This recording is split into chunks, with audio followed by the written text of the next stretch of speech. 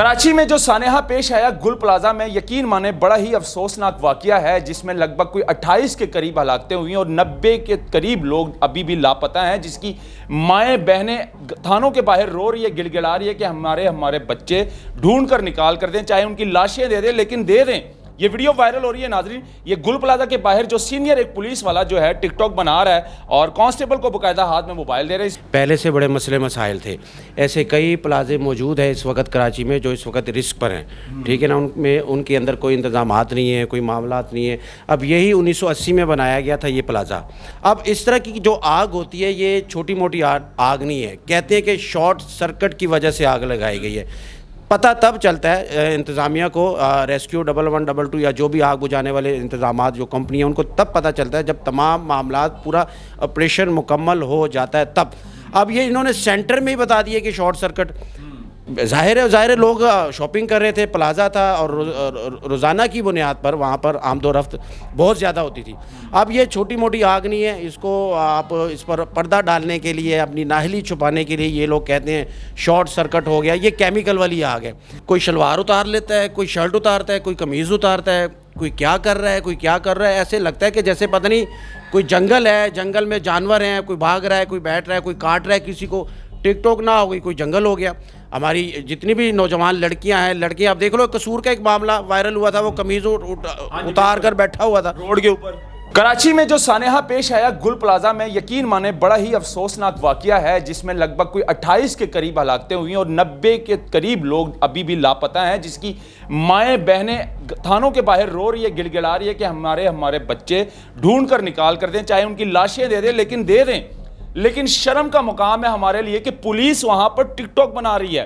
یہ video viral ہو رہی ہے ناظرین، یہ گل پلازا کے باہر جو سینئر ایک پولیس والا جو ہے ٹک ٹاک بنا رہا ہے اور کانسٹیبل کو باقاعدہ ہاتھ میں موبائل دے رہے ہیں۔ بلال بھائی، ہم پنجاب کی پولیس کی بات کرتے ہیں تو کراچی کی پولیس بھی سیم ویسی ہی ہے، ان کی حرکتیں سیم ویسی کی ویسی ہے، کیا کہیں گے؟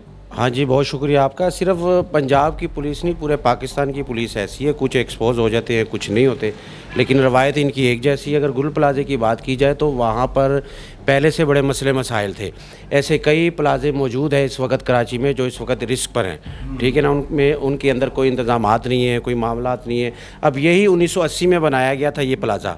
اب 1980 سے لے کے اب تک اس پلازے کے مسائل تھے۔ پہلے پارکنگ کا مسئلہ تھا، پھر پارکنگ نیچے بیسمنٹ سے اٹھا کر انہوں نے چھت پر منتقل کر دی، لیکن پھر بھی مسائل ختم نہیں ہوئے۔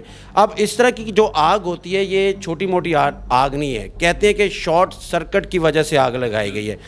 پتہ تب چلتا ہے انتظامیہ کو، ریسکیو 1112 یا جو بھی آگ بجھانے والے انتظامات جو کمپنی ہیں ان کو تب پتہ چلتا ہے جب تمام معاملات پورا آپریشن مکمل ہو جاتا ہے تب۔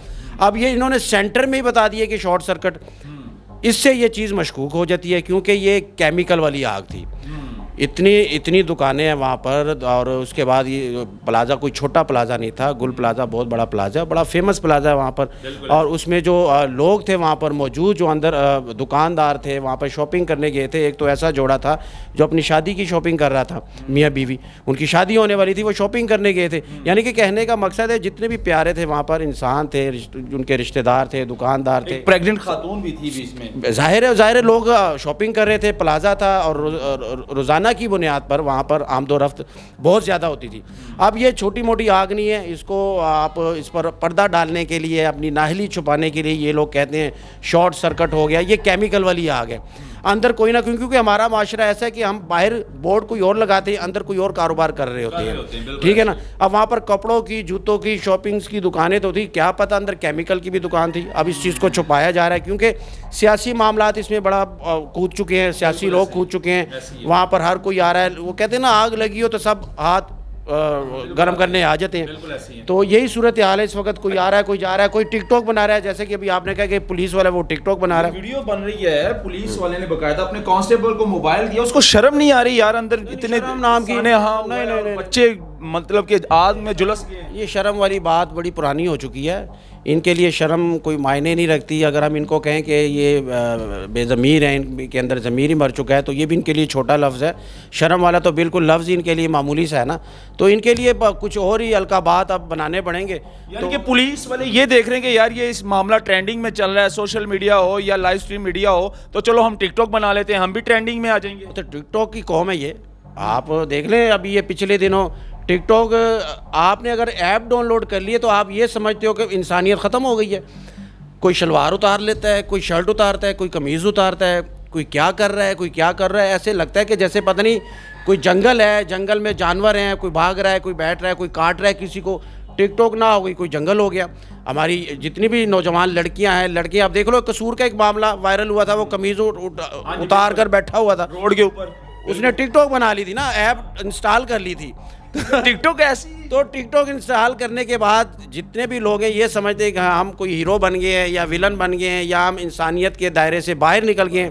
یہ ان کے ذہنوں میں, ہمارے یہ خاص کر ہمارے پاکستانی, ہمارے معاشرے میں انسانوں میں یہ چیزیں پائی جاتی ہیں. بہرحال یہ شرم اور افسوس کا مقام ہے کہ ہم ایسے معاملات پر بھی وہاں پر جا کر ٹک ٹاک بنائیں, ڈیش بازی دکھائیں, ڈرامے بازی کریں, اور پھر یہ اس پہ ہم افسوس ہی کر سکتے ہیں. اور کیا انتظامیہ کی غفلت ہے اس میں بہت بڑی. انتظامیہ کی غفلت ہے. ٹائم سے آ جاتی ہیں, اگر آگ بجھانے والی گاڑیاں وہاں پر ٹائم سے آ جاتی تو یہ اتنی آگ بھڑکتی نہیں اور اتنا بڑا. چھوٹی آگ ہوتی تو ٹائم سے بجھ بھی جانی تھی. یہ اندر کوئی کیمیکل کا رول ہے, یہ تو آگے جا کے انویسٹیگیشن ہوگی. دیکھو معاملہ باہر بھی آتا ہے, نہیں آتا.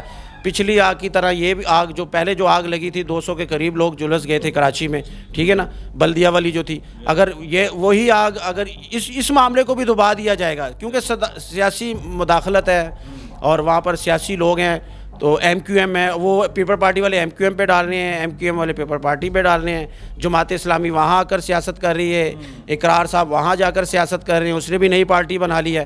اب وہ کہے مجھے بھی موقع ملا ہے, میں بھی جا کے ہاتھ سیک لوں. آگ لگی ہے تو ہاتھ سیکنے, سب ٹک ٹاکر بھی جا رہے ہیں, ہاتھ سیکنے کے لیے, سب ہاتھ سیکنے کے لیے جا رہے ہیں. یعنی کہ سردی کا موسم ہے, اتنا بڑا سانحہ ہوا ہے, ہمیں شرم آنی چاہیے. لیکن ہم لوگ کیا کر رہے ہیں, وہاں پر چاہے ٹک ٹاکر ہو یا ہماری انتظامیہ ہو یا سیاسی پارٹیز ہو, وہاں پر ہاتھ سیکنے کے لیے جا رہے ہیں. آگ لگی ہوئی ہے تو چلتے ہیں, آگ ہاتھ سیکتے ہیں اور ویڈیو بناتے ہیں. یہ معاملہ پیش آ رہا ہے. شرم کا مقام ہے. اس ویڈیو کو شیئر کریں اور اپنی رائے ضرور دیجیے گا کمنٹ سیکشن پہ. اللہ حافظ.